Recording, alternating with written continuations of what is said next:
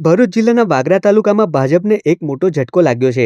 વર્ષ 1985થી એટલે કે લગભગ 4 દાયકાથી ભાજપને મજબૂત બનાવવામાં જેનું મહત્વ યોગદાન રહ્યું છે તેવા અરુણાબેન અશોકભાઈ પટેલે હવે આમ આદમી પાર્ટીનું ઝાડુ પકડ્યું છે.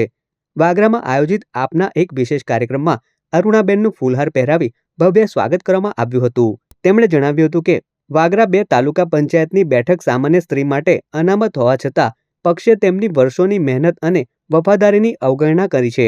ટિકિટ ન મળવાના કારણે તેમના સ્વમાનને ઠેસ પહોંચી હોવાનું તેમણે મીડિયા સમક્ષ જણાવ્યું હતું. મહત્વનું છે કે હવે અરુણાબેન પટેલ વાગરા 2 બેઠક પરથી આમ આદમી પાર્ટીના સત્તાવાર ઉમેદવાર તરીકે ચૂંટણીના મેદાનમાં ઉતરશે. તેમણે વિશ્વાસ વ્યક્ત કર્યો છે કે જે રીતે તેમણે ભાજપને મજબૂત કર્યું હતું તે જ રીતે હવે તેઓ આપને વિજય અપાવશે. તો બીજી તરફ આમ આદમી પાર્ટીના સ્થાનિક નેતાઓ આ ઘટનાને ભાજપ માટે મોટો પરાજય ગણાવી રહ્યા છે. ચૂંટણી પહેલાનો આ પક્ષપલટો વાગરાના રાજકીય સમીકરણો કેટલા બદલશે તે તો હવે આવનારો સમય જ બતાવશે. પરંતુ હાલમાં તો ભાજપના આંતરિક જૂથવાદ અને નારાજગીનો ફાયદો ઉઠાવવામાં આમ આદમી પાર્ટી સફળ રહી હોય તેમ જણાય છે. વાગરા 2 ના ઉમેદવાર અરુણાબેન અશોકભાઈ પટેલ આદમી પાર્ટીમાંથી આજે જોઈન થઉં છું.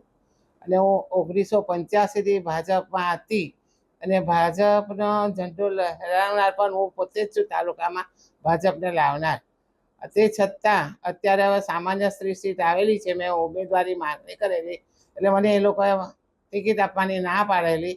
એના કારણે હું આમ આદમી પાર્ટીમાં જોડાઈ ગયેલી છું અને આમ આદમી પાર્ટીમાંથી વાગરા 2માં મારી ઉમેદવારી પણ હું નોંધાવું છું.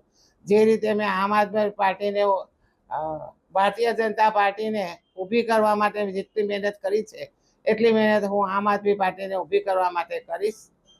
એ બદલ ને મને આજે જે ઉમેદવારી નોંધવા માટે ઉમેદવાર બનાવ્યો છે એ બદલ હું યાકુબભાઈનો તેમજ દિલીપભાઈનો આમ આદમી પાર્ટીનો ખૂબ ખૂબ આભાર માનું છું.